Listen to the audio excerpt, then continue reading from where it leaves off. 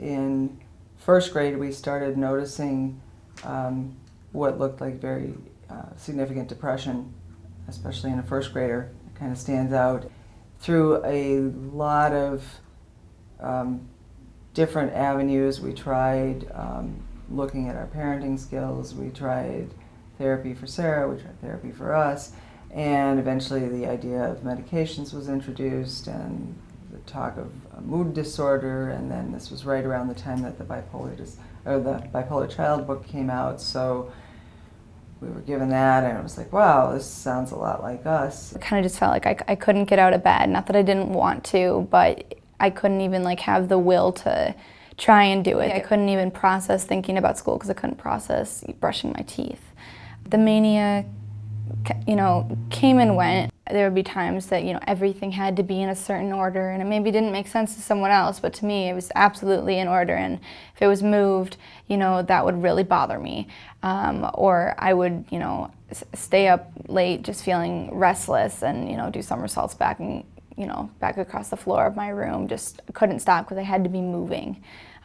Things like that, and I don't get that kind of drive anymore, but I definitely remember those long nights. We would put the mattress on the floor, we put the mattress back up on the bed, we'd bring in a beanbag chair, we would, create pillows on the floor, we would try to do anything to get her to sit down, and Sarah was just in this perpetual motion, and we were up till 2 o'clock in the morning just trying to get her to settle down, and it was agonizing for her. I mean, she was distraught because she just could not settle down.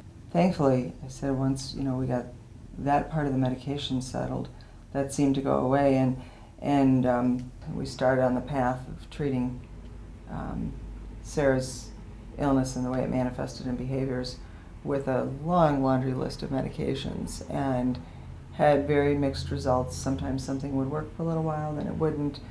Sometimes it would work, but the side effects were significant, and I think 4th grade was really hard. There was weight gain, a lot of cognitive dulling, falling asleep in class, a lot of sedation. So that was when we started on the special education path. That in itself was a form of therapy. It was a safe place I could go to when, either kids were too much or stress was too much, class, having that kind of safe haven and knowing that I had my resources. And as I got older, I was able to learn to use them for myself.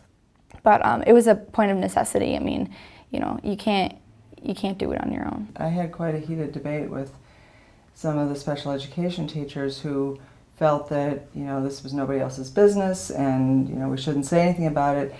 And my concern was that the more you were put on the spot of kids saying, wow, you've been gone for a week, where were you? That it was better to just deal with it up front. And we had one teacher in particular who was very much an advocate for doing that and being honest about it and not making a big deal. And she really rolled with it, and she was there to support Sarah and not make a big deal out of it. And the more she was natural about it, the less it was an issue.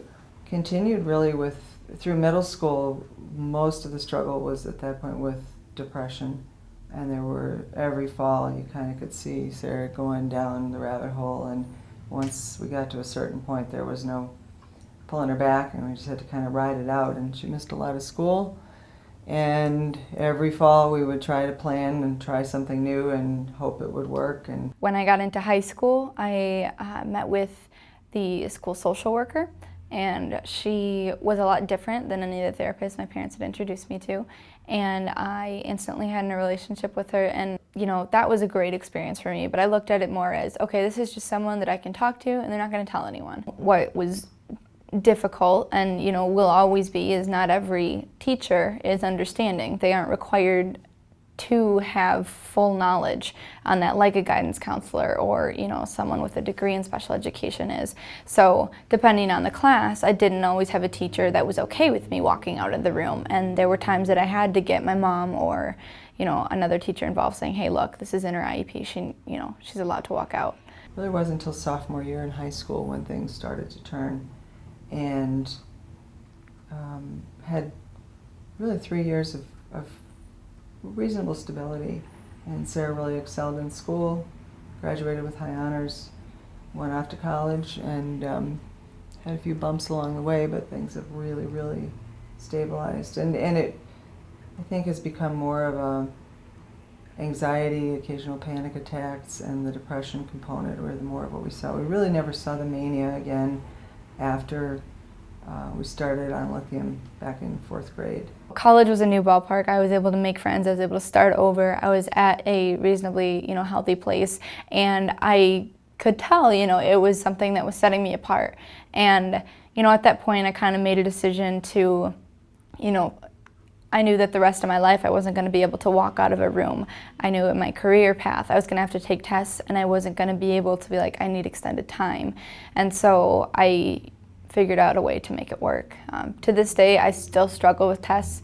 I do get some test anxiety. I don't always pass my tests, but I work my butt off on every other assignment, and I'm able to make good grades. So today, Sarah's a very ambitious, driven, patient person, I guess. I've been through enough that I like to think that I don't judge others too quickly. I'm going places. I'm not going to let anything stop me.